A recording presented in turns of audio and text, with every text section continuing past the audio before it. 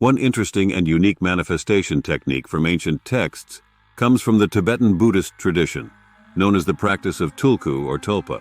This practice was extensively described in texts like the Tibetan Book of the Dead and has been explored in various Buddhist and esoteric works.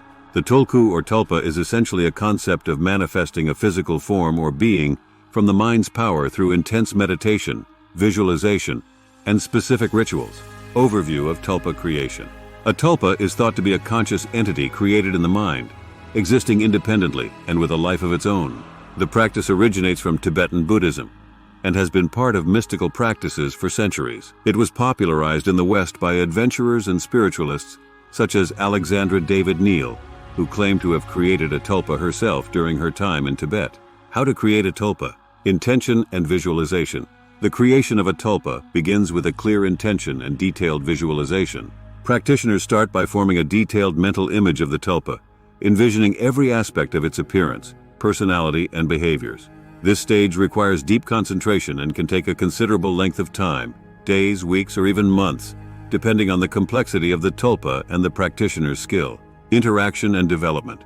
As the tulpa becomes more vivid, the practitioner begins to interact with it as if it were an independent entity.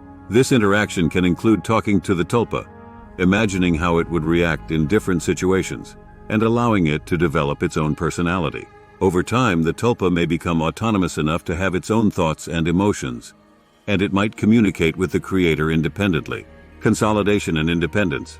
The final stage involves the tulpa gaining independence, where it can exist without the need for the practitioner's constant attention or visualization. At this point, the tulpa is said to be capable of acting on its own, and may even perform tasks or assist in activities according to the intentions set during its creation. Ethical and spiritual considerations. Creating a tulpa is considered an advanced practice with significant ethical and spiritual implications. It's believed that once created, a tulpa is not merely an imaginary friend but a sentient being that can influence or even disrupt the creator's life if not properly managed. In some teachings, dissolving a tulpa when it is no longer needed, or if it becomes unruly, is part of the responsibility of creating one. Modern interest and practice. In recent years, the concept of tulpas has seen a resurgence, particularly within online communities.